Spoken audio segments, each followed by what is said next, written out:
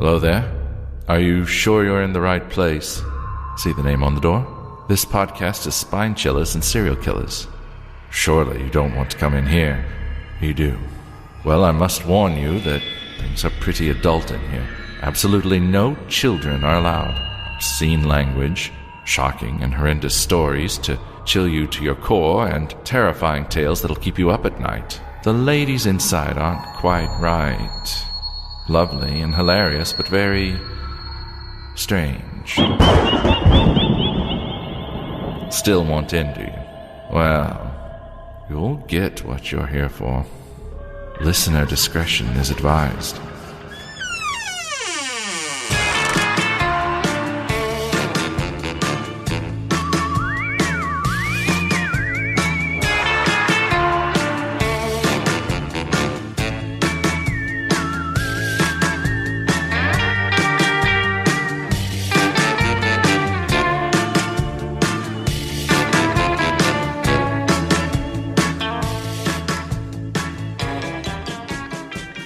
Hello and welcome to this week's Spine Chillers and Curial... Oh!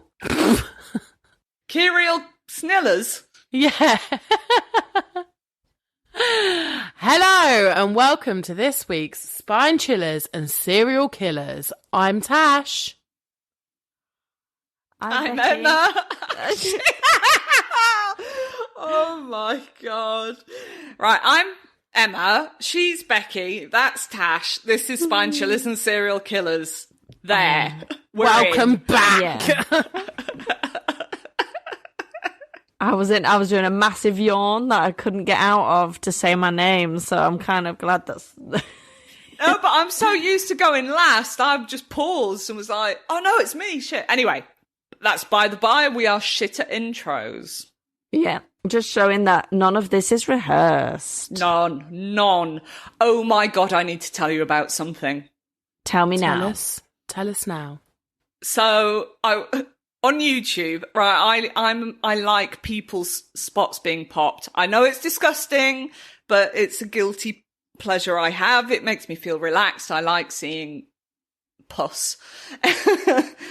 Anyway, so my YouTube, algorithm is a bit gross. Anyway, there was a little section on, you remember that show Embarrassing Bodies? We've talked about it before. Yeah. Oh, yeah. Love that show. Yeah. Anyway, there was a guy on there and he couldn't get his, he said, oh, it smells a bit and it's a bit sore, on top. So he's talking about his willy. And, so the doctor had a look and she tried to pull back his foreskin and he was like, ow, ow. And she's like, oh, is that as far back as your foreskin goes? Do you not pull it all the way back? I don't want to know. You two are married. I'm not married. This might happen. And the guy goes, well, no, I don't pull it back because it hurts. This guy was 24 and the doctor looked and she said, yeah, that stuff is smegma. No, stop it. And it's all stuck to your dick and that's why you can't pull your foreskin down. The only medication I can give you is you have to wash your penis. He was 24. Oh my god. He'd had sex with women. No, he hadn't. Women had his... No, they hadn't. Somebody had that in their mouth. No. Anyway, once I'd watched it, it then gave me another, do you want to watch this video? You know, they kind of bring up the next similar thing. So it's a radio show, and this woman rings in, and she's like, oh, I was with this guy for 3 years, and his dick really smelt. It turns out he'd never washed it properly. So during those 3 years, I spent most of my time putting olive oil on his foreskin and scooping out the smeg with a Q-tip. I just think these people need to be burnt. I just think wet wood, dry wood, whatever. Just get them on the fire. throw them in the bin. They don't. It's just horrible. Just a meme popped up on my phone. I've just sent it, and it's really fitting to what we've been talking about. Just a perfect visual of smegma. Oh! It's a meme of someone with a melted ice cream in a bowl, and it's just like a creamy, thick texture. Yeah, but I think smegma's more cheesy. I think it's like more crumbly, like a the word cheesy and crumbly cheese. I'll be is honest. Nice. I'm about 30 seconds away from leaving this chat. This is fucking disgusting. No, when you started, I was already dragged heaving when you started telling the story because I knew where it was going. Like a really good Stilton. No, I think it's unfair because I could come across somebody like this. You two couldn't because you're married.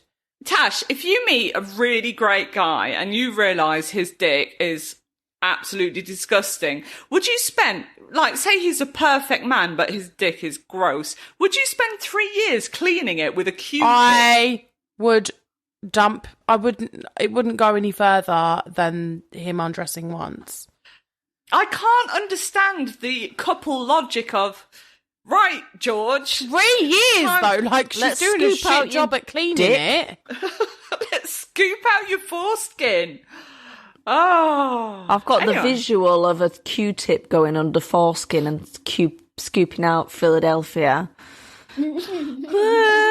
And some men don't wash their ass either. I've heard of that quite a few times.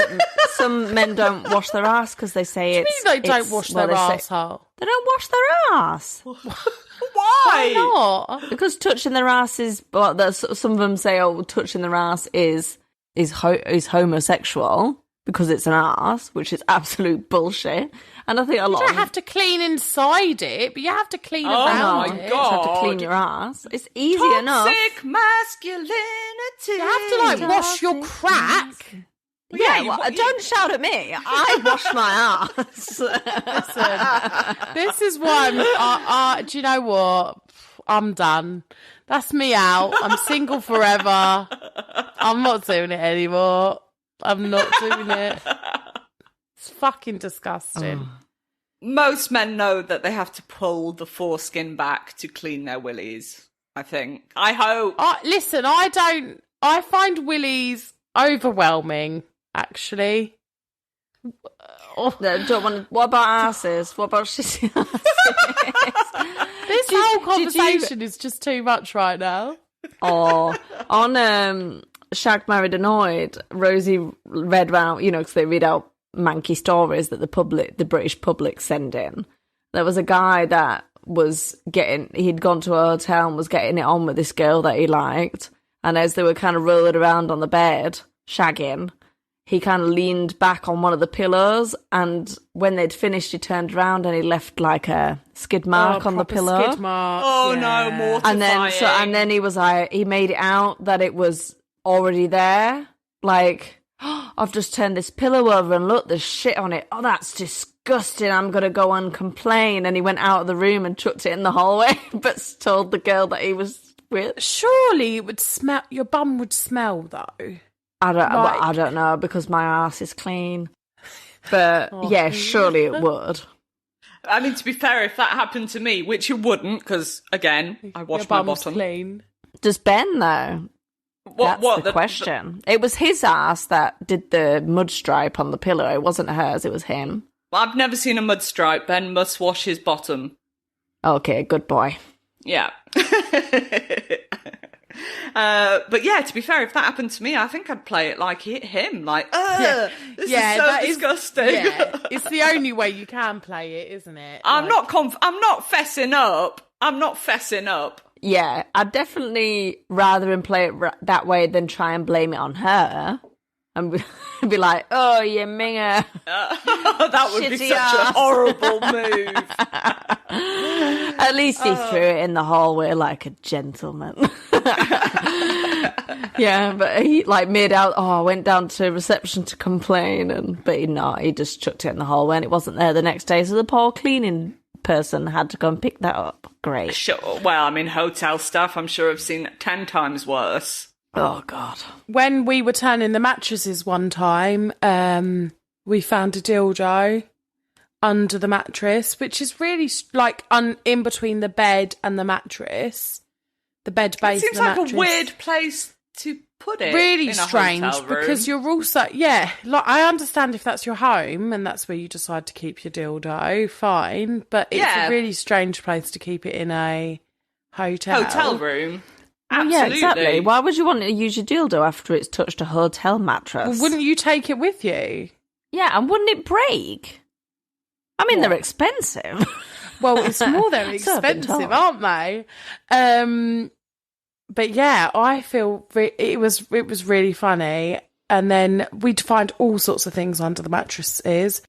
We found like sexy underwear, like all sorts of stuff. A flog, like to hit somebody. Oh, like with. a There was one whip? of those. Yeah, No, it's like a paddle, isn't it? A flog. like a paddle. Yeah. Yeah. Oh, was it a paddle? I was picturing the leather straps on the end of the whip. No, it's more like a paddle. We found one of those. You'd find all sorts, but yeah. Shoe. Kinky. We found People a are shoe kinky. once. Yeah. Well, she's pretty, Yeah, I'm actually coming back into reception. I'm sorry, I left my flog and dildo under the mattress. Can I go and get it? How have they left a shoe? that's what I'm surely saying. they noticed. Under the mattress, though. But also, how has nobody else laying on that mattress felt a bump shoe? in the mattress? Maybe they liked it. Did it vibrate? What, the shoe? Yeah, the shoe. Yeah, the shoe. You, Wally. No, Anyway, it shall we, wasn't a vibrating dildo. So what's your correction corner, Becky Boo? Oh, yeah. If you tuned in last week, I was talking about Cum Laude University, but I think it's... Hold on, let me just... I was sent by one of my very good friends, Rachel. Shout out to you, babes. I don't know whether she didn't know what it was or she did know what it was, and therefore she's sending me the definition of cum laude. But it's Turns not out- cum loud, is it? It's cum lord? No, it's cum not cum laude. lord. Lorde, there we go. Lorde, yeah. So it turns out it's actually not a place, and it's it's an adverb.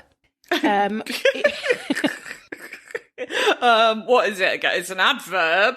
It's an honorary mention of a diploma, isn't it? So it says with distinction, with reference to a university degree and diplomas. He received his AB degree cum laude. There we go. I also got sent that by one of our listeners, John, who found it very funny. But hey, that's just us. We're not. I didn't go pretending into to- higher education. I do not have a cum laude. What? No. But cum, that cum is, I mean, there's like towns round near where I live that are, I don't know, whatever the name of the town is.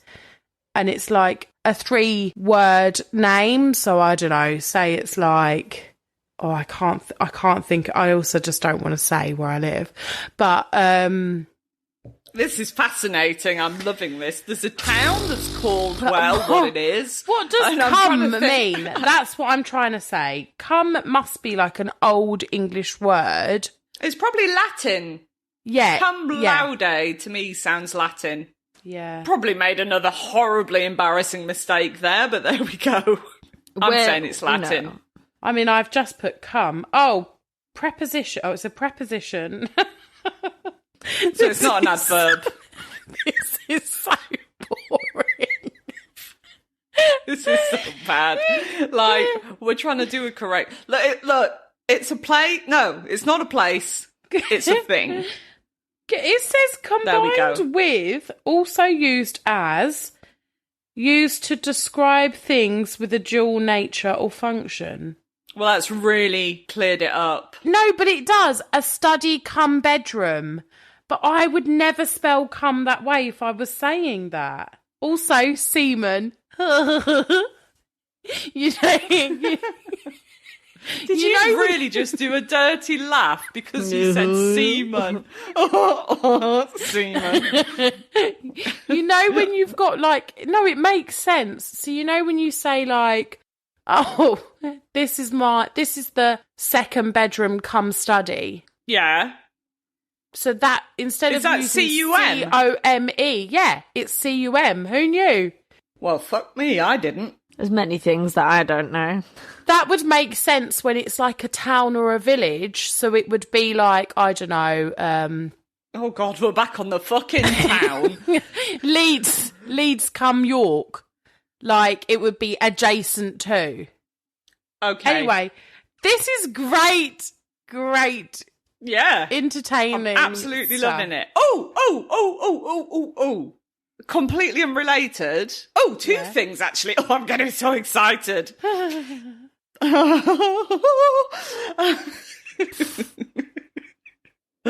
was like a musical orgasm. So I'm setting up my little studio at the minute because eventually we would like to do video podcasts. Now, that's probably going to go terribly wrong, but at some point we're going to give it a go. So I kind of want to make a spooky atmosphere. And this is kind of my room anyway, so I want it to be, well, I want it to reflect my personality, which I would like to say there will absolutely be no spooky stuff. I would just be in my lounge still. So Emma will bring That's all fine. that. I'll just be here. Can you not, like, have a neon dick at the back of you or something? Yeah, probably, yeah. That's Sprinkling. a good idea. You could have the jizz, like, falling on you, like, if it flashed, so it That'd be nice, looked like a wouldn't water... it? Yeah, nice discussion piece. Yeah, and do you know what? I'm also going to use it on my Tinder profile, so yeah. Oh, well, yeah, that's going to get a lot of interest.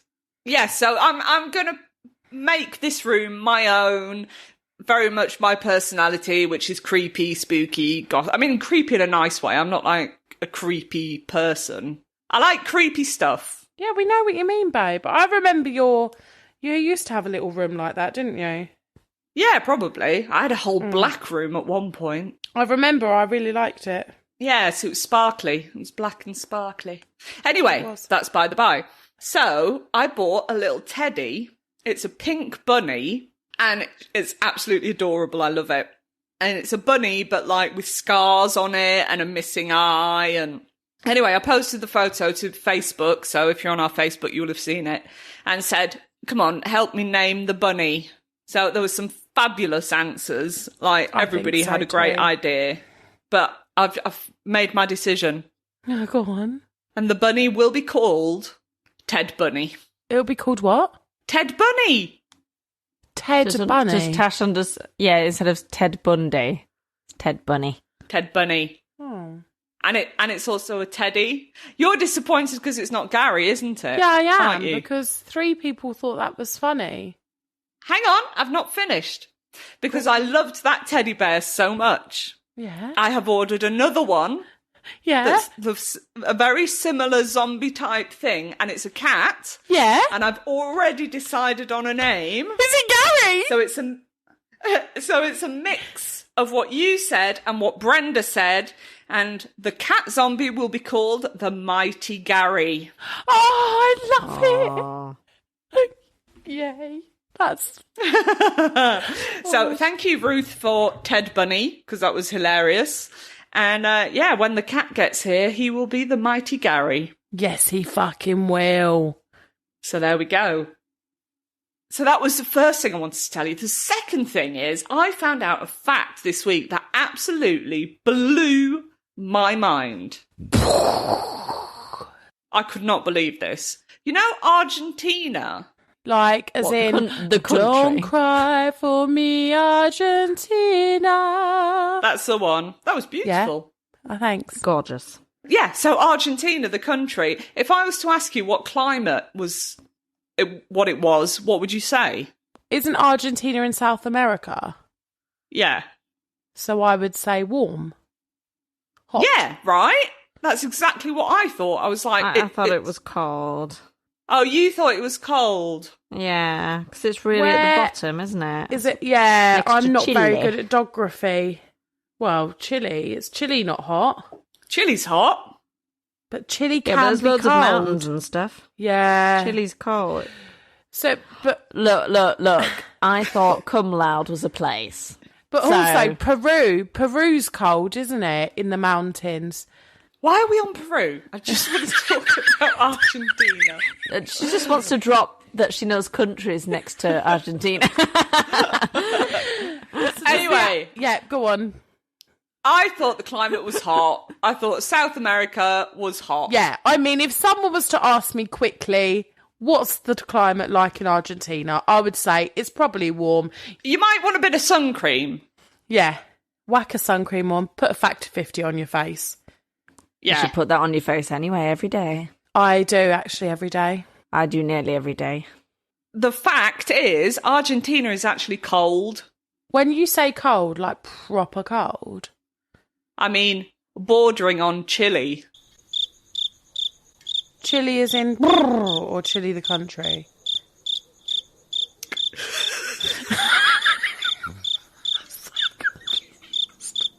We're saying so many countries. It was a joke.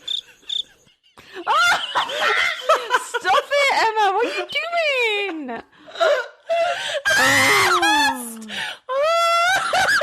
Every fucking time. No, we just have no idea when you're telling a joke.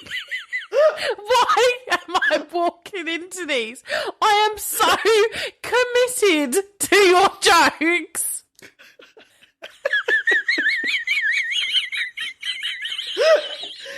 Oh, I'm disappointed then. I thought you were going to get it straight away.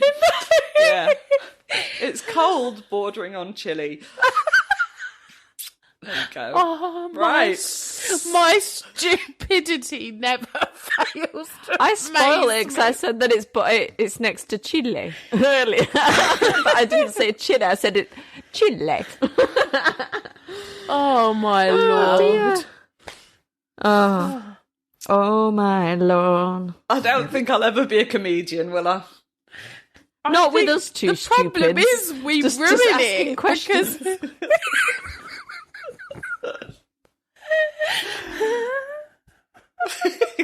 All we can hear is meow of the joke just flying over our heads. And we're just Yeah. like, oh? I'm going to have to cut down that silence, but guys, that silence was long. Did you feel lonely? I was like, crickets. I'm pretty sure some tumbleweed flew past. What you should do is put crickets. Oh, yes. Silent. Yeah. Little soundtrack. Yeah, sound effect. Definitely. honestly, Oh, I'm so please do. sorry. I'm so sorry. We're just so stupid. I keep ruining your jokes, don't I?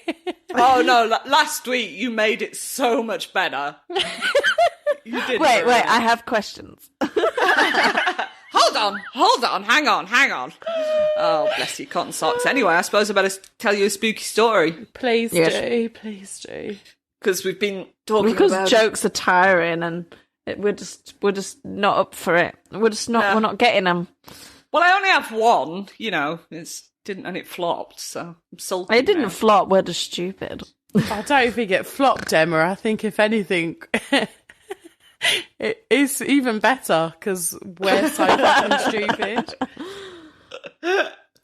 Anyway, right, here we go.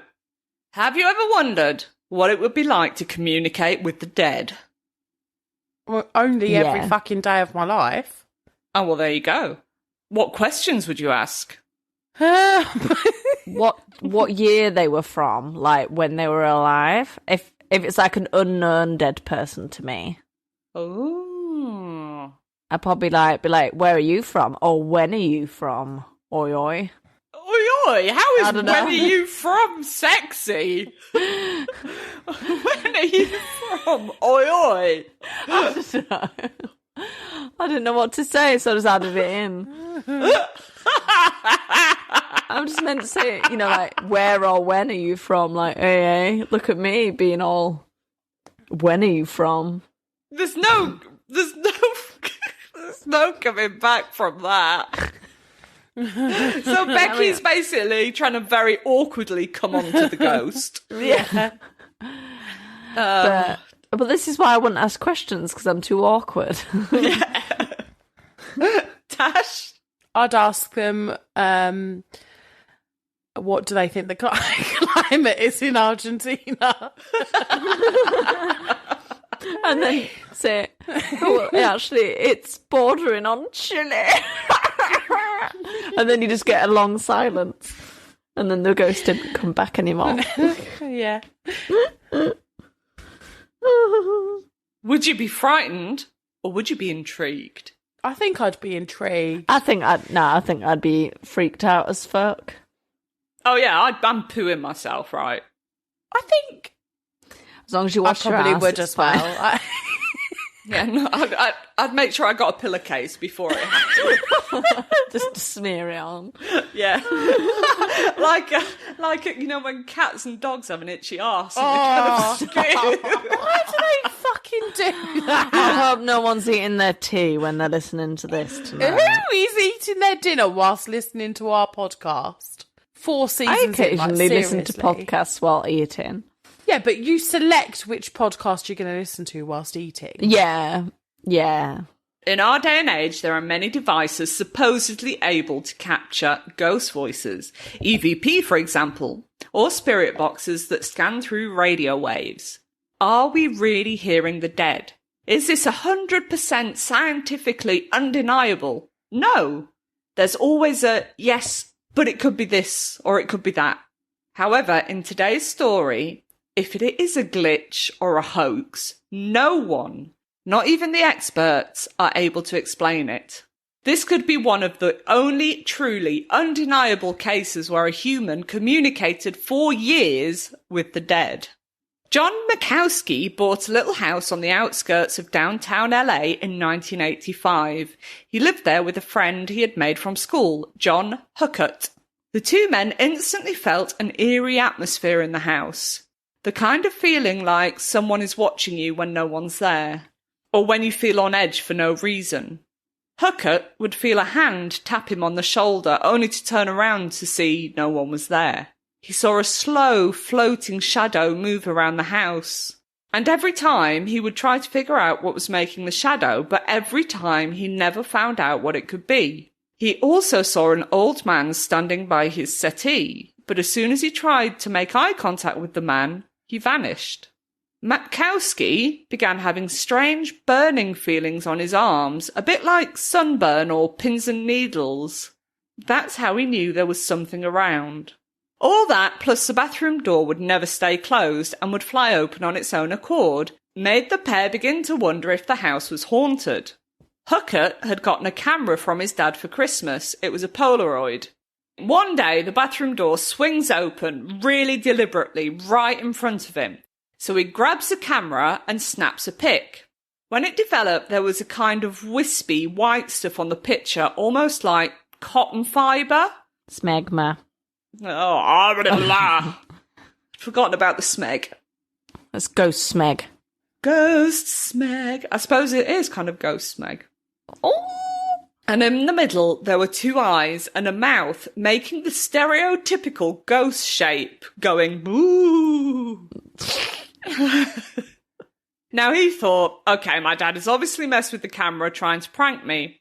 So he snapped another and another, and every time there was a type of weird white fluffy thing on the photo.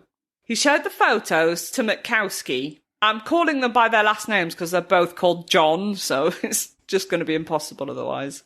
He showed the photos to Makowski, who of course thought his friend was messing about. After all, the ghost face one looked comical. But Huckett assured him he wasn't and asked John to take a picture of him to prove it. The picture of John came out, surrounded again by white wisps. The pair continued snapping weird pics until they ran out of film. And then they kind of just got on with their lives, not really having an explanation, not trying to overthink the haunting. Just like, that was fun.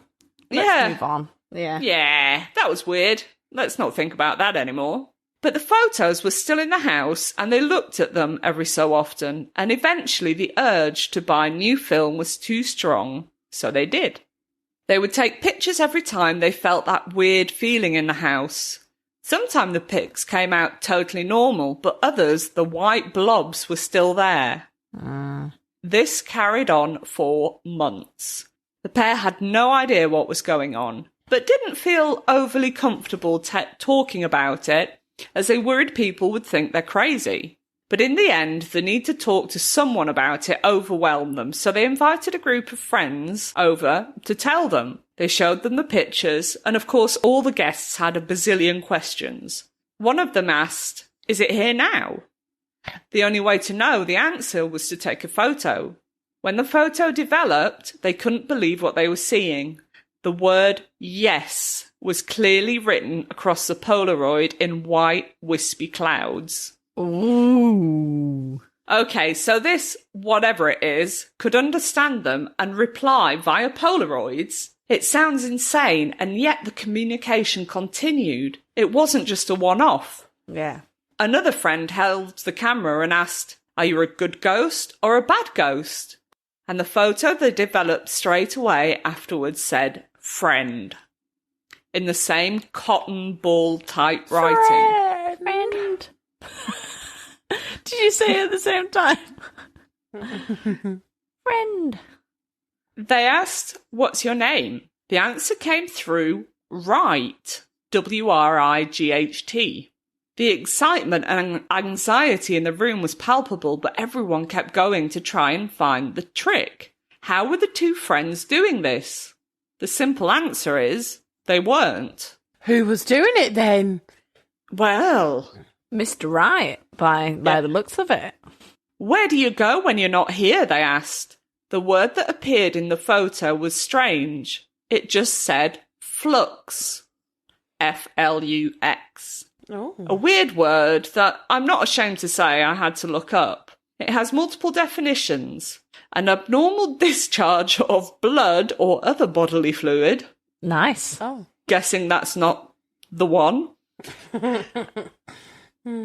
The action of flowing or flowing out was another. I don't know why flowing out made me feel uncomfortable. Like that guy's smegma once was a bit of olive oil on there. Oh, don't. Olive oil is so expensive as well. Yeah, that's the main concern of this story, definitely. The price of olive oil. That's what Mr. Wright's come back from the dead to say. Don't use olive oil on your smegma. Just wash your dick in the shower. So, the action of flowing... God, we're unhinged tonight. Sorry, people. Yeah. Right. It's what the people want. It's what they love it. The action of flowing or flowing out was another. Continuous change was another. I'm not really sure what Wright meant, but I feel that he's floating around somewhere called the flux. They asked the spirit if he could show himself, to show them what he looks like, and the answer written within the photo said, "Not ready." They didn't know whether it was he who wasn't ready, or that he thought that they weren't ready to see him. The two friends felt better knowing that other people had now seen this weird phenomena for themselves and believed them. But they still didn't quite know how to deal with it. I mean, he seemed nice, he wasn't really bothering anyone, so as creeped out as they were, they just continued as normal. It wasn't until Murkowski was watching a 90s show called Sightings, a show very similar to Unsolved Mysteries, that was discussing the paranormal, that he thought, hey, maybe they could find out what's going on here. And he sent off a few pictures, not expecting to hear back. But very shortly after sending the show the pictures, he was contacted to ask if they could do a live investigation there. The team showed up with Kerry Gaynor, a well-known parapsychologist that we've spoken about before, actually. He was one of the people trying to help Doris Byther, the woman whose haunting inspired the entity. Do you remember that story? Where we had the weird photo with the arc of light over it. Do you remember? Yeah. She was living in a really dilapidated house and was getting raped by these entities. So anyway, Kerry Gaynor was a parapsychologist on that case as well. They sent some other photographs off to Polaroid to see if the actual manufacturers of the camera and film could explain how it could be done. And the sightings team all had the same brand of camera and film to see if they could replicate the activity. And they did. Between the time that John Matkowski had contacted sightings and the time they arrived, the spirit had taken to responding to some of the questions in Latin, which of course neither of the Johns spoke. So they had to look things up in a Latin dictionary. They once asked if Wright had died at the property. It was over 100 years old, so some deaths must have happened. The answer came in Latin, and they translated it to, among other things, a murder victim. Ooh. The first investigator from the show to get an answer asked, are most spirits good spirits or bad spirits? And the answer came, there are numerous remedial lemures. Now, no one knew what that meant, so they got the Latin dictionary out and looked out lemur. Of course. The Latin dictionary comes to the rescue Yeah, everyone again. has one. Don't read anything out, though. She'll accidentally conjure up a demon. The definition was the night-walking spirits of the dead. Well, that's great. I have to stress that each camera and each set of film used for this investigation was new and unopened, and the process of each photo being taken was carefully watched to rule out any pranks. The sightings team had no idea how to even begin to explain what was happening. Kerry Gaynor, who had spent his life searching for paranormal happenings and who had seen some pretty scary stuff, said he'd never seen anything like this. Polaroid, so the actual, camera manufacturers, said that if the cameras and films were new and unopened, and that people had witnessed a photo being taken, then there was absolutely no explanation either. They had each photo examined by a special effects and photography specialist, and he said that none of them had been tampered with. So I don't know if you can, grasp how mind-blowing this is, because they're asking expert after expert and everybody's saying it's legit. We've got no explanation. Have you got any pictures of these? Yeah, I'll show you at the end. End. Okay. So this specialist later tried to replicate the writing, and he succeeded, but his method was extremely time-consuming and involved laying out written words on a blank screen, which of course none of them had done. They were simply taking photos and, the photo was popping out. So did he prove it could be done? Yes, but not without a lot of time and effort. The total amount of time it took for each photo to be taken averaged on about 45 seconds. So he spent 2 hours trying to replicate it, and he succeeded in 2 hours. These guys were getting the same effect after 45 seconds. Yeah. Which is about the time it takes for a Polaroid to develop.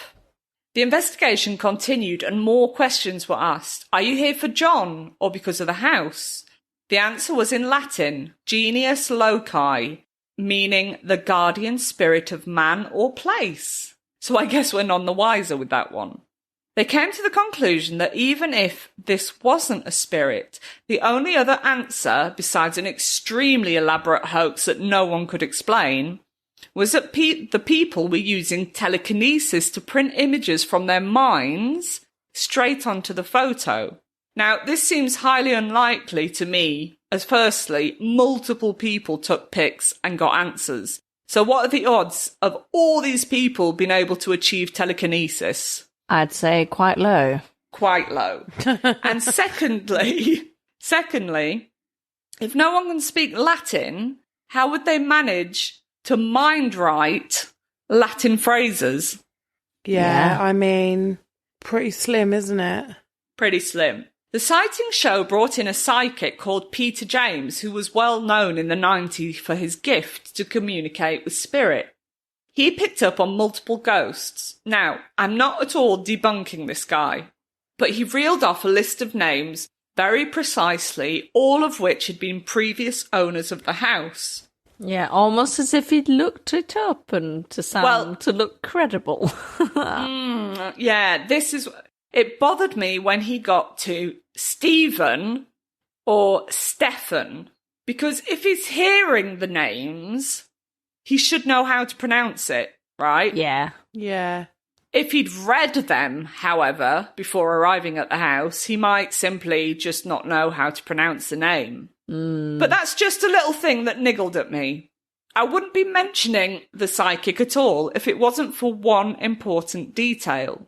Peter James said he felt strongly that Wright's body was buried on the property. Remember him saying that, among other things, he was a murder victim? Yep. After the show aired, the story got a lot of attention, and a few paranormal investigators did continue to research the weird occurrence. In total, 12,000 photographs with ghostwriting were captured before Polaroids stopped making that precise type of film, and sadly, no other film captured the writing. Something to do with the chemical compound of the film, according to the owners of the house. In 2013, a group of total non-believers were allowed to come in and try out the theory by buying the old film on eBay. They arrived sceptical, but left astounded and in disbelief as they had captured ghostwriting for themselves, on their own cameras with their own film. They were asking about where the body was buried, and they got two photos one saying, dig, and the other saying, here. Now, to my knowledge, the owners have dug wherever possible, but they can't dig up the foundations of their house for obvious reasons. But one of their pets further confirmed the psychic and the skeptic's findings. They owned a border collie, a highly intelligent breed of dog that downright refused to stand, walk over, or be anywhere near the area that had been indicated on the photos, and via Peter James. Now, we all know that animals sense things we can't, and this seems to be the case here. As the film was no longer being produced, the ghostwriter vanished. But the ghostly occurrences still occur to this day. The shadow people still roam, the two Johns still get touched by invisible hands, and they have even managed to capture a shadow person in a group photo. No explanation has ever been given about the ghostwriter, Wright. No one has ever been able to debunk it or prove it's all a hoax. The Polaroid ghost, for me, is one of the most exciting pieces of evidence to prove the existence of other spiritual realms. And there you go. Would you like a few visual aids, my ladies? Oh, I always need a visual aid. Oi, oi. Okay, so I'm going to send you the first one. You know that it was like a comical one, that they were like, there's no way this is right. It's a joke. Yeah. So there it is. I mean, yeah. Yeah. It looks like it's been drawn almost. Ooh! It really looks like it's going, ooh. So that's the white kind of wispy stuff. Oh, it's not as see-through as I thought it was going to be. Also looks like a penis. Oh, you need a good shag if you think that's what a penis looks like. You see, it looks like a little penis with little arms. I mean, look at it. It kind of looks like a comedy ghost to me. Yeah. And the writing looked like this. Oh, God. Ew. That is weird. That is very strange. There's no mistaking. Weird. It looks like something out of a film. Yeah. Anyway, let's stick a promo here. Yeah, let's do that. Hello, Twisted Humans. Do you find yourself wanting to know more about the latest murder, conspiracy, cult, or haunting? Then this is the podcast for you. In 1952, there was a record high of UFOs reported. 1,500 sightings. There has been evidence of human sacrifice, devil worship, and it is haunted by more spirits than can be counted. A family of 2 adults and 2 kids reportedly saw a giant flying thing with glowing red eyes. And meanwhile, the family's nanny that helped Veronica to care for her and Lucian's children was found bludgeoned to death in the basement of their family home.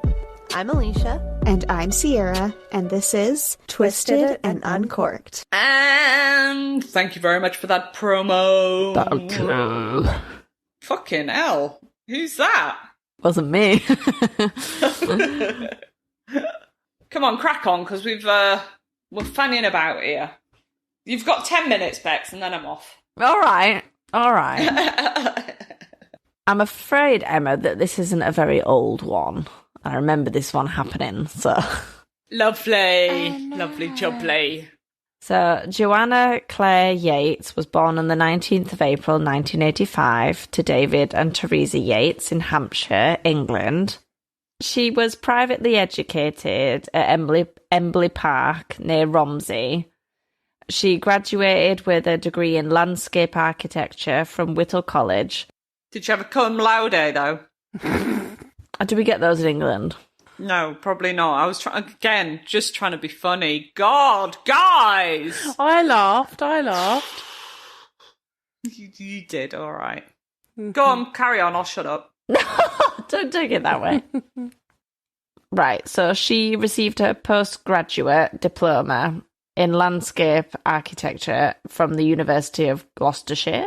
In December 2008, Joanna met 25-year-old architect, so they probably met through school, Greg Reardon, and they eventually got together and the couple moved in together in 2009. They eventually settled in Bristol when the company that they were both working for moved there, and Joanna later changed jobs to work at a building design partnership in Bristol. They both moved into a flat 44 Canage Road? Canage Road? Ooh. Anyway. I don't know that road, so... Yeah. So they moved into a road in Bristol. So it was a large house that had been divided into several flats. So they moved in there in October 2010. So later that year, the couple were looking forward to Christmas.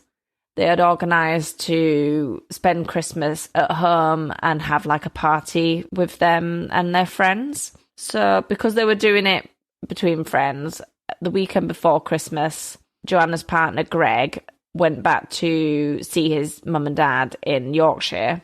Like the weekend before Christmas, the following weekend was Christmas. So he was just spending the weekend before with his parents. But Joanna had to work. So with her boyfriend away, Joanna went for some after-work drinks on Friday the 17th of December.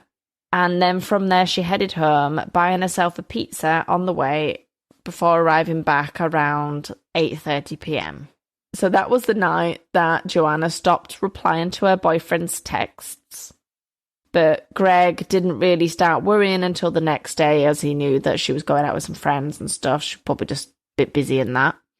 When, the next morning, she still wasn't answering any of his calls or any of his texts, he was getting pretty worried. So when he returned on the Sunday, he arrived home to a flat that was eerily silent, apart from the couple's frantic cat that had not been fed. Oh. So you know that cat's going at it. You know how cats are. And he's like, how dare you leave me? But Joanna's purse was there.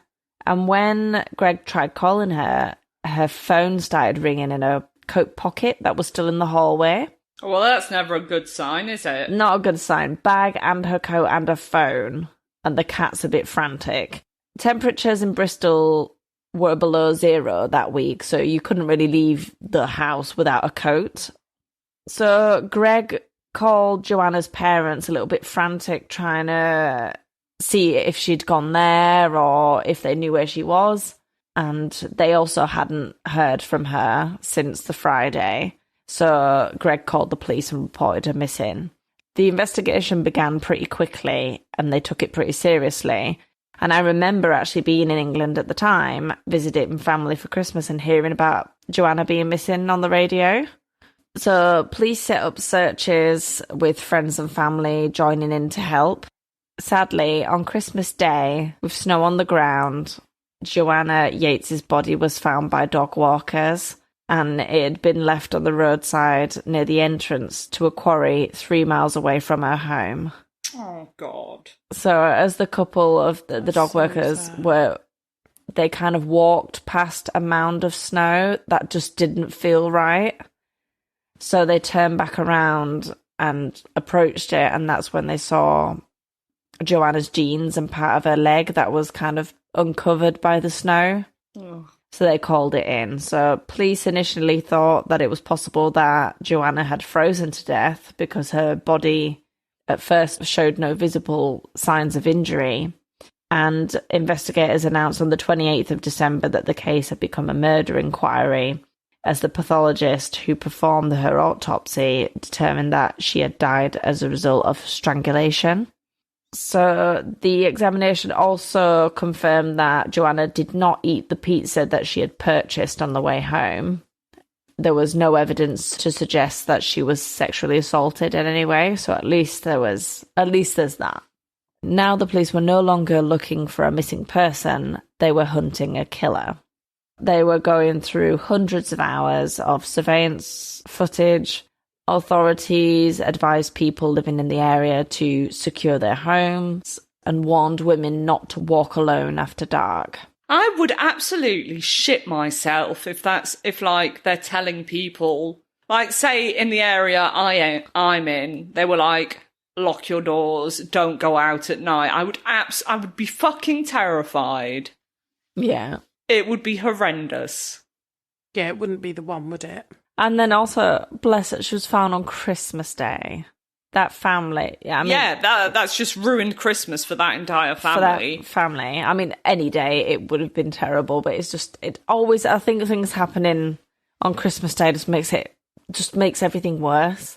Well, yeah, because that's the one day a year when generally people are all together and having a nice time, and now family, they can't. Yeah. Not only do they have this immense grief, but they don't even get Christmas time. Exactly. Because it's I know what you mean. It would have been awful any other day, but yeah, it just makes it worse. Yeah. So as there were no signs of forced entry at the apartment, detectives turned to her neighbours. So they went door to door through the different flats at the house where Joanna and Greg lived. And one of the people that lived there was Christopher Jeffries, who was also the landlord. We also got a full name there, so I'm wary. So Mr. Jeffries was a retired English teacher who lived alone. He had very wild, unkempt white hair, like a 2000s version of Einstein, that kind of look, a bit crazy. Yeah. And wore a shabby old coat. He was very eccentric and awkward when he spoke. Bit like us. Yeah, I mean, a bit like loads of people. But he told the police that he was in his apartment all night, alone, so he didn't have an alibi. So, and then he was just a bit weird. So police quickly added him to their list of suspects. Definitely sounds suspicious. You know, because I think all the neighbours were suspects, but they just kind of, just a bit more about him. We didn't get full names for the other neighbours, though. Another person who was also living in the same building rang the police because they were out of the country visiting family because they'd left just after. They called the police and said that Mr. Jeffrey's car had changed position sometime that evening, as they had seen it parked in the parking area, like one way, and then when they left really early the next morning, it had turned around. So he had been out. Yeah, for someone that was supposed to have been in all night. How did his car flip round? Around the same time, obviously the media were everywhere. It was like massive, was this story. So they were everywhere in the street trying to talk to everyone, all the neighbours and everything. So one of the TV crews happened to cross Jeffries as he was going to get in his car. And like I said, he has like a funny appearance. And they asked him what happened. And so he basically told the papers exactly what he said to the police, that he didn't really know her, but she was his tenant. And, he was very sad, but, he didn't know anything, and he wasn't really allowed to say anything anyway because it's an ongoing investigation. So that's basically what he said to them, and then got into his car. But Jeffries smirked when he was nervous, and making him look very guilty to some. After hearing about the whole car switching positions in the parking area, police took Jeffries into custody and also did a search on his property, took all of his stuff, did DNA swabs, and they kept him in for questioning. And the media went a little bit mental because they were like, we've got interviewed him, and they've got him, and they're keeping him in. So on the 31st of December, a senior police officer granted investigators a 12-hour extension to the arrest. So instead of just it being 24 hours, they extended it by another 12 hours. So they subsequently applied to magistrates for further extensions. So they kept him all in all for 2 days, but they could have kept him up to 96 hours. But they released him on bail after 2 days. A police officer was sent out to the person who called about Mr. Jeffries' car. So it was a man called Vincent Tabak, who was a 32-year-old engineer, and he was from Holland, which is where he was visiting family when he'd rang up earlier. Oh, we got a full name there as well, so now I'm very confused. Yeah, so he lived in the flat with his girlfriend, and his flat was next door to Joanna and Greg's. So Detective Constable Karen Thomas was sent to meet Vincent in Holland. In Holland? Yeah, in Holland. So on New Year's Eve. So it's the same. She went out the same day that they arrested Jeffries. It was to build a case against Jeffries, who they were holding back in Bristol. Yeah. But DC Thomas's intuition told her that something wasn't quite right with this Vincent Tabak guy. He was asking too many questions about the forensic side of the case. And he got very weird when he was asked to volunteer a DNA sample. The detective grew suspicious, and when it became clear that their current suspect, Mr. Jeffries, wasn't the murderer, attention turned to 32-year-old Tabak. In the meantime, the wholly innocent Mr. Jeffries was eventually released. But as I mentioned earlier, the media basically printed everything in the papers that Jeffries was guilty because he looked odd. Well, that's fucked up. Yeah. The Mirror called him a peeping Tom. Right. Massive letters on their front page. They put a big picture of him saying a peeping Tom, which is a load of shit. The Sun put a big headliner, The Strange Mr. Jeffries, with a very unflattering photo of Mr. Jeffries. He looks like he was wearing a judge wig, those things. The Daily Mail and The Sun, I think, were the worst, and along with the News of the World. So the Daily Mail put a huge photo saying, could this man hold the key to Joanna's murder? And then another one, could this long-haired weirdo possibly be innocent? Question mark. For fuck's sake. I hate the British tabloids so much. They are horrendous. Yeah, and then under that headliner, they put an extra little thing. Is your landlord a murderer? These are 10 telltale signs. And they're basically all describing him. Number 1, weird hairstyle. Number 2, funny glasses. Number 3, lives alone. 4, a retired schoolmaster. 5, a weird accent. I just went, all the way up to 10, just describing the way that they say that Mr. Jeffries acts. He was completely torn apart in the media. Even after they declared him innocent, they didn't stop. And they hounded him, and it was really, really bad. Surely he could sue them because, innocent until proven guilty is a thing, right? Yeah, but they had loads of people. I mean, he was getting shouted at, threats. Yeah, well, everybody would, death threats and everything, I bet. I mean, his life is fucked. Yeah, I'll get back to him in a minute. All right. So Vincent Tabak was the youngest of 5 siblings. He was raised in Uden, 21 miles north of Eindhoven in Holland. Tabak's childhood next-door neighbour, John Messers, described him after the trial as an intelligent, introverted loner. Vincent moved to the United Kingdom after taking a job at the headquarters of Bureau Happold, which is a engineering consultancy firm in Bath. He worked as a people flow analyst, which is a role that required him to examine how people move around in public spaces to kind of create a safer flow for crowds, like in schools, airports, sports stadiums, stuff like that. That's weird. Yeah, I didn't know that was a job, but anyway. That's a job. There you go. That's a job. So it wasn't until about 3 weeks later until police finally actually arrested Vincent Tabak. The forensic evidence that he was worried about did indeed implicate him.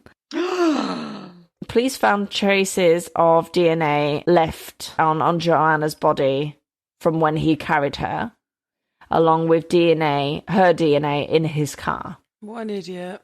Yeah. So in the months leading up to Joanna's death, Vincent had used his computer to research escort agencies during his business trips in the UK and the US. He contacted several sex workers by phone. He also viewed violent internet pornography, which showed women being controlled by men, shows image of them being bound and gagged and held by the neck and choked, but getting worse than just the normal little bit of choking. It's like pretty hard stuff. Yeah.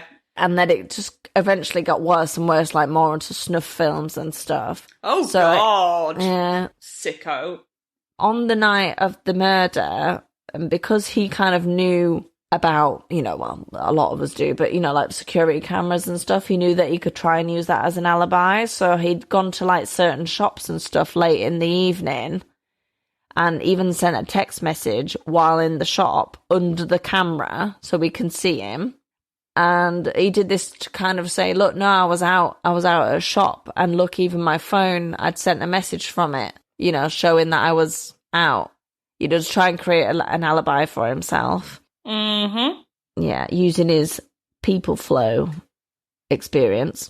One would even say a people flux. Oh, one could say. Well done. It's likely that poor Joanna was already dead when he was caught on camera. In his defense, he claimed, he eventually admitted doing it, but he claimed that he had accidentally killed her. It wasn't sexually motivated, but he was trying to silence her after she screamed when he tried to kiss her. He claimed that Joanna had made a flirty comment and invited him to drink with her. And then after she screamed, he held his hand over her mouth and around her neck to silence her, and then accidentally killed her and then panicked. Okay. Yeah. That old But also, chestnut. I mean, Yeah. It's not like that happens in 10 seconds, right? no. It takes a long time to strangle somebody, apparently. And also, why silence her? If she screams, you just go, oh, God, no, I'm sorry, I've read that this is wrong. awkward. Yeah, Yeah. I've read Sorry. wrong signals. Sorry. Anyway, bye forever. Abort. Yeah. Yeah. You don't, Back out of the door. you don't, grab them round the neck. Yeah, I'm just going to choke you now. But he said the reason why he went to her apartment is apparently she was looking out of her window, and as he walked up to the house, he said that she beckoned him in. Beckon? Like with her hand. Oh, Beckoning. You know it's kinky when you're being beckoned. Beckoned. So, and that's why he was like, ooh, and then she made a flirty comment, and then that's why he went in for the kiss. Yeah. But when they asked him to show, like, as he said, she did this, beckoning thing with his hand, he actually just waved. That's hello, mate. That's just hi. That's just hello. A beckon is when you're like, well, you can't see me, what I'm doing, but you know what a beckoning is? Like, come here with your hand. What beckon is with one or finger. like with one finger, like, come here, big boy. Yeah. She just waved at him like a neighbour would do. Yeah. Hi, I'm about to eat my pizza.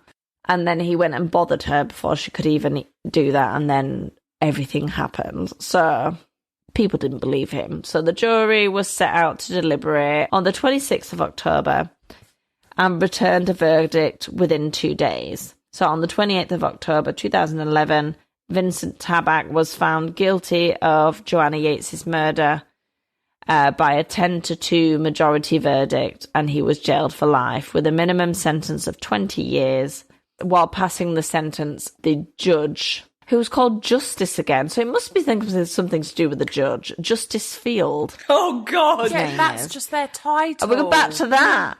No, but you've said this before. It's their title. You were like, no, it's their name. It's absolutely not. Their title is Justice. Yeah, and then you were like, I think that's a judge thing. Yeah.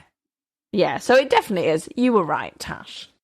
The judge said he felt that there was definitely a sexual element to the killing and that Vincent had become more and more obsessed with her because he'd like researched loads of things about her on his computer and that. So he was just almost stalking his neighbour and then eventually attacked her. So the judge knew what he was doing. So you might be thinking, what's happened to Mr. Jeffries now, as he was hounded by the media? So Mr. Jeffries is now in his 70s and regularly holds and conducts interviews and speeches on his ordeal in the aftermath. He also holds lectures in various universities. He also played a part in the Leveson inquiry that focused on the culture and ethics of the British press. So that was the big inquiry that I think took down the news of the world. All right. Do you remember that? Yeah. He also received a substantial payout from 8 national newspapers. Wow. Too fucking right. Yeah, and the exact amount is undisclosed, although it was reportedly 6 figures, and it should be. Well, yeah. Yeah. He also, bless his little heart, has short brown hair now. He's left his eccentric big white hair behind because that's apparently enough to make the British press think that you're a peeping Tom and murderer and all this stuff just because you have white hair. So he looks a lot more groomed now. Yeah. And also there was a mini-series that was created about Jeffries. It was Jason Watkins that played Jeffries in the TV recreation, and it's called The Lost Honour of Christopher Jeffries. I don't think it was on ITV or something like that. I tried to watch it, but I couldn't find it. We needed a VPN, and I don't have one. But yeah, you can watch that, and that tells his story as well. Cool. So anyway, that's my story for this week: the murder of Joanna Yeates and the horrible treatment for Mr. Jeffries. Well, thanks, Beck. Thanks, Becky. I'm just confused, really, because there doesn't seem to be any particular motive to why he killed her, unless he literally just wanted to get off on killing her. It went from a bit of S&M to somewhat disgusting, and then he acted on it. The way that he acted and the way that he was going, the police and like various tests that he'd had done on him by psychologists and stuff said that he was definitely a serial killer in the making, that he probably would have killed again. Yeah. Just the way that he was and the way he was acting and stuff, and how he progressed up to killing. Not progressed, escalated up to being a killer. So yeah, if they didn't catch him, someone else would have unfortunately died as well. Well done, coppers, getting the guy. Yeah. Oh, dear. It's funny that we do a funny podcast, but we always talk about somebody dying, and it's such a fucking bummer. Oh, dear. Anyway, you all done? Is everybody done? I think so. I'm done. Shall we, Oh, I've just got This is like a little life lesson. You know, like Jerry Springer does the final, or he used to, bless his heart. Final word. The final thought. Yeah, go on. I've been helping a friend through a very difficult situation this past week or two. I'm not going to say who it is. I'll, keep their identity private. Not that they listen to this podcast. But yeah, some men are just massive arseholes, and some, I am saying some, not all. There are lovely guys out there as well, but she, bless her heart, she's been married for just over 20 years to this guy. Let's call her Lorraine. And she, that seems like such a random name to come up with, Lorraine. And she's been married to, Gary. He's Gary. So she's been married to Gary for, over 20 years now. But she found out that he was cheating on her. And guess how old the mistress is? Oh, like... I don't want to know. 28. Really young? Younger than that. 18. Oh, 18? Nah, she's 21. But that's still pretty, that's a big kick in the teeth for her, and it's just a bit gross, really. Yeah, it is gross. So let's call her, I don't know, Keely. Keely? I'm thinking about Keelover. I don't know. Keely. She's called Keely.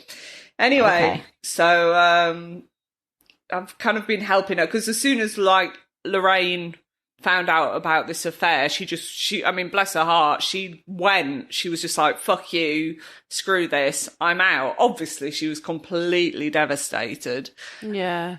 And I've been kind of talking to Gary to, see what, because he's a bit sheepish, really. He's a bit... he didn't have much of a backbone. But anyway, the other day he said something, and I just can't believe he said this. And yeah, absolutely awful. Never, ever, ever say this if you've cheated on someone. He said he was actually really happy because he can see Keely now Lorraine has gone. Oh, that's not cool. So not gutted that his marriage has ended. Oh, Tash! You can see clearly now the rain has gone. I hate you so much. This isn't even funny because, do you know what? I was trying to rack my brains who this could be. Is this someone we know? I was going to say, I was like, you need to tell us who it is after the podcast. It's Spill All. Sorry. Right. Emma, you need to stop. You're too serious. You're like, oh, and then this happened. I'm like, and we're all down for the drama. Do you know what? Our weaknesses. Was being so good at listening. I was being so good at listening because the moment we finished recording, I was going to go, so do we know them? Who is it? Yeah. Pictures. Show me Keely. Show me everyone. Oh, bless your hearts. You can see Keely now Lorraine has gone. And that's my final thought. Stay safe, guys. Yeah, don't kill people, please. And obviously stop telling horrendous jokes, because it doesn't work. Bye. Bye.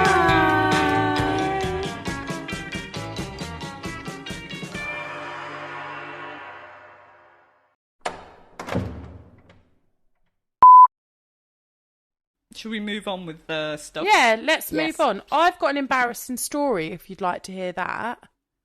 Yes. Is it about somebody not washing their dick? No. 'Cause that would be hilarious. No. It's an embarrassing story about me, and I don't know if you know this about me, but I don't have a penis. She does not have a penis. Don't? Okay. Don't have a penis. Don't have a penis. Okay. I think I knew that. I think I may have seen your vagina at some point. I'm pretty sure. I think we've all been for wheeze together. But yeah, I guess so. I mean, you it's said not that, like and I really panicked. I was like, have you? But yeah, you've definitely seen my vagina at some point. Yeah. So, lucky you is all I can say. I'm very, very, very glad. Yeah. That's what girls do, you know, like everybody out there. We just like flash our vaginas at each other and like, oh, look at mine, look at the flaps. Look, that's. I don't think we true. did that, but we definitely been to the toilet many times together. I'm joking. Really panicked. You're not. No, you're not. I definitely am. No one's seen my vagina. Anyway, embarrassing story? So, Anyway, yeah. at my place of work, in the summer we have a lot of summer staff come in, students come to work. Sometimes they'll be there just for a short period of time, other times they'll come back year after year. So we had a long list of names of people on like a whiteboard. It was either like employed, waiting for an interview, waiting for them to get back to us. And it was all sort of sectioned off. And there was multiple names. Olivia, Danny, Charlie, John, you know, lots of names. And then there was one that was spelt M-I. Come loud. Yeah, We'll have to have a corrections corner in a minute for that. Okay. Okay. So, it was spelt and written as follows. A capital M, a small I, space, capital L, L-E-S. So I'm reading through this board. I'd been away for 2 weeks, come back and there's loads of new names. So I'm reading through, I'm like, who's Olivia? Who's Gary? Who's John? Who's Chantel? Who's Chloe? Who's Miles? Miles? And I'm reading it over and over again. Miles. Do you know what the name was? It is spelled No. M-I-L-E-S. But I have with no the idea. space. Yeah, with the space. I've no idea, Tash. What was it? Miles. I know what it is. It was Miles. The name was Miles, and it was just the way that it was written on the board. It looked like Miles. Miles. But I just, honestly, I was so baffled looking at it. I was like, who is Miles? Miles. And poor Miles, it stuck. And we think of Miles often. Miles was Miles. Miles, yeah. Was I was so Miles employed embarrassed. then? Miles was not employed, but we do talk about Miles often. But I was so embarrassed that I couldn't read that name. Like, mortified with myself. So. Oh, it was whoever wrote it down. Set you up for failure. Listen, I'll be honest. I took a picture of that and I sent that to multiple people and said, how do you read that? And arguably everyone agreed with me, but I was still mortified. Oh. So yeah. Well, it made work eventful for a while, so. Oh, so eventful. Is somebody tapping? No. On my end, it sounds like somebody's having a wank. I can hear I'm that definitely too. not wanking. Can you hear it, Becky? Well, hold on, I'll unplug. That means it's my Becky. She headphones can't and put hear it. in. Becky's wanking. Becky's wanking, everybody. God, I've been found out. Oh, yeah, you've stopped now. It's stopped. Yeah, because I've just unplugged and plugged back in my headphones No. again. That's not true. It's And 'cause stop she got found wanking. out and she got embarrassed. Yeah, I can't do it if you know. I wonder if the audio picked it up, because if it did, I'm leaving Obviously it in. they fucking didn't, because I'm not actually wanking. I left my dildo in a hotel under the mattress. It was a proper, like... Yeah, it was like a little wank. Yeah, it was. Was it clapping? Yeah. No, it hadn't built up to that bit yet. Oh, that was so gross. Right, quickly.